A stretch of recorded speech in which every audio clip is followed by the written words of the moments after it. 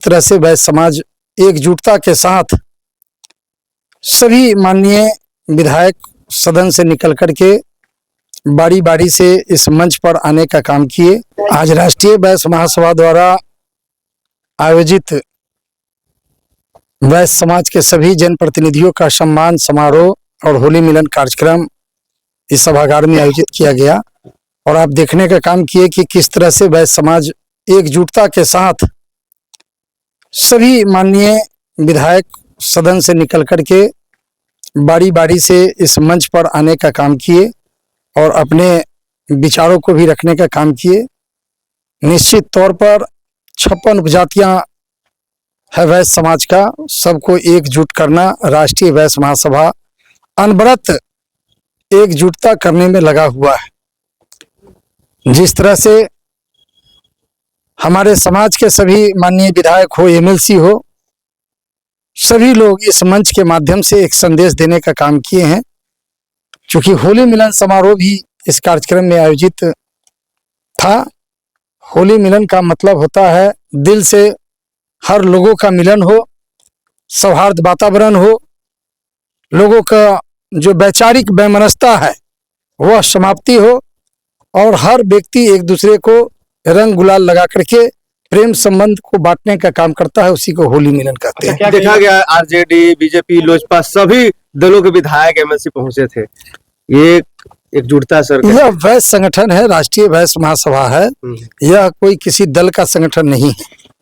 इस संगठन का हम भले प्रदेश अध्यक्ष हैं और प्रदेश अध्यक्ष होने के नाते और संगठन सर्वोपरि है, दल से बड़ा संगठन होता है और इस संगठन के माध्यम से यह कार्यक्रम आयोजित था और इस संगठन के माध्यम से सभी दल के सभी विधायक आने का काम किए हैं। क्या संदेश रहेगा समाज के लिए? 2025 में 56 उपजातियों का जुटान हुआ था, फिर इस साल भी कुछ बड़ी तैयारी? ये तो चलते रहता अनवरत। कहे तो कि यह चुनाव रहे नहीं रहे, चाहे पंचायती राज का चुनाव हो, विधानसभा चुनाव हो, लोकसभा चुनाव हो, लेकिन यह समाज का संगठन है।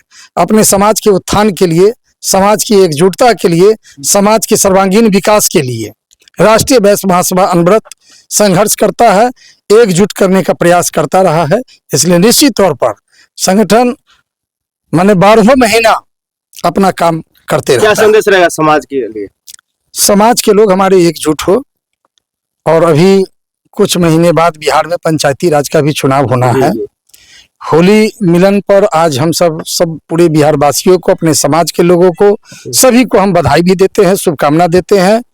और आने वाले दिनों में जब पंचायती राज का चुनाव हो तो उसमें भी बड़ी संख्या में लोग एकजुटता के साथ अपना पंचायत का चुनाव हो, वार्ड का चुनाव हो, पंचायत का परिषद का चुनाव हो, जिला परिषद का चुनाव हो, सभी में बड़ी भागीदारी ले और अपने विवेक से जीत करके आने का काम करें। रणविजय साहू जी बोले हैं कि उप मुख्यमंत्री जो है वैश्य समाज का रहा है पहले से, तो इसको कैसे देखें? उन्होंने सही कहा है कि हमारा वैश्य समाज के मुख्यमंत्री तो नहीं लेकिन उप मुख्यमंत्री रहे, लेकिन आज उप मुख्यमंत्री पद से भी हमें हटा दिया गया।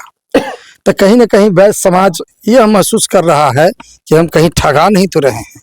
एक तरफा वोट देने के बाद भी जो पद दिया गया वैश्य समाज को, उससे भी हटा दिया गया। हमारी आज भी समुचित भागीदारी नहीं है। आज सदन में भी मात्र 3 मंत्री हैं, तो 22% आबादी होल्ड करती है और आज हमारे जीते हुए विधायक भी 26 हैं एनडीए में, तो उस हिसाब से भी हिस्सेदारी नहीं मिली। एक दो मंत्री और मिनिमम होने चाहिए। तो वैश्य आयोग के क्या लगता है कि गठन हो पाएगा? वैश्य आयोग के लिए तो हम लोग लगातार संघर्ष कर रहे हैं। जब सभी जाति वर्ग के विकास के लिए सभी का आयोग बन सकता है तो वैश्य समाज का क्यों नहीं? वैश्य समाज के आपके टैक्स से जीएसटी का जो पैसा होता है वो सबसे अधिक वैश्य समाज के लोग देता है, जिससे कि बिहार सरकार का संचालन होता है, केंद्र सरकार का संचालन होता है। तो निश्चित तौर पर जब इसके साथ घटना दुर्घटनाएं होती है तो कोई देखने वाला नहीं होता है। तो उसकी अस्त्र शस्त्र की लाइसेंस मिले, उसकी सामूहिक सुरक्षा हो, उसके लिए निश्चित तौर पर वैश्य आयोग का गठन होना चाहिए। मैंने जब कई लोगों से बात की तो बोल रहे थे एबीसी के लिए, आपकी एबीसी की चर्चा चल रही है सर? वैसा कहीं कुछ नहीं है, नहीं कई और उसके लिए हम यह कार्यक्रम नहीं रखे हैं। जी जी यह कार्यक्रम मिलने जुलने का है, एक बड़ा संदेश जाए उसके लिए है। और जो हमारे समाज के विधायक 2025 में चुनाव जीते थे, उनका आज हम सब अभिनंदन रखे थे, सम्मान रखे थे। उनके सम्मान में हम सब आज यहाँ एकत्रित होने का काम किए।